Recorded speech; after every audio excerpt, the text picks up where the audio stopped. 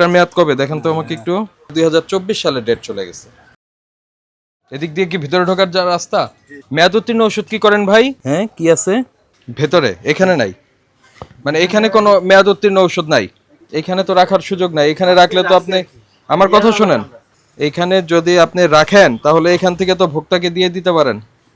আশঙ্কা আছে, আশঙ্কা আছে যে মেয়াদ উত্তীর্ণ ঔষধ ভোক্তাদেরকে দিয়ে দিতে পারেন। এটা মেয়াদ কোথায় গেছে?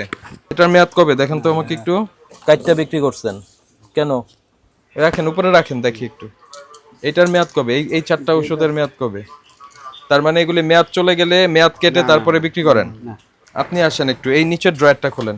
হ্যাঁ এটা একটু দেখি, একটু খোলেন। এখানে কি আছে এগুলি? আর তাই না, এগুলি ঢুকায় রাখতে হচ্ছে কেন? নাকি এটা মেয়াদ উত্তীর্ণ?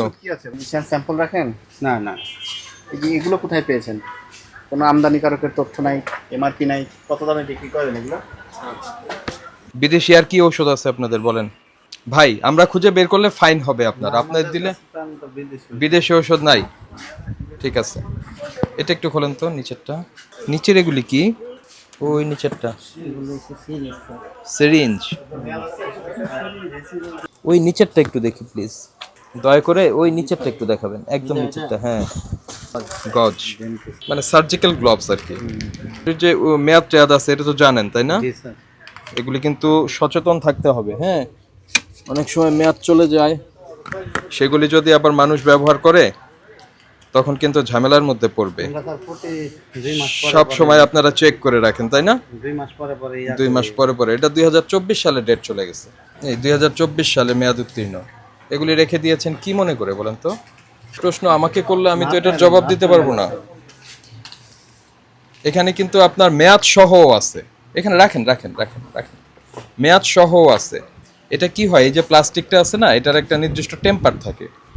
তো যখন এটা মেয়াদটা চলে যাবে তখন এই টেম্পারটা কাজ করবে না, তখন মানুষের শরীরে এটা 2024 সালে এটা হচ্ছে বাটারফ্লাই। সবচেয়ে অ্যালার্মিং বিষয় হচ্ছে যে মেয়াদওয়ালা জিনিসও এখানে আছে। তো মেয়াদওয়ালা এবং মেয়াদ ছাড়া দুইটাকে উনি মিক্সিং করে রেখেছেন। 4 মাস আগে হ্যাঁ এনায়েত, আপনি এটা বুঝতে পারছেন না?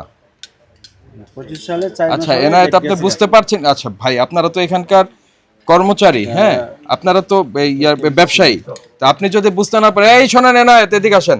সেটা হচ্ছে যে এটা মেয়াদটা কবে, এটা যদি আপনি নিজে না বুঝতে পারেন তো মানুষকে কিভাবে বিক্রি করবেন বলেন? এটা মেয়াদটা কবে?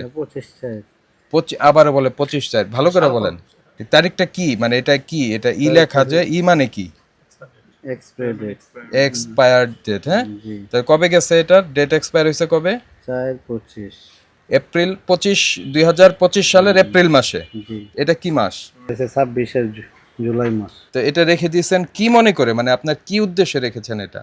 আমি তো এটা শেলফে পেলাম, কি উদ্দেশ্যে রেখেছেন? এটা তো একটা না, আমরা তো আরো পেলাম, তারপর ওইখানে এক বস্তা পেলাম হচ্ছে আপনার এটা।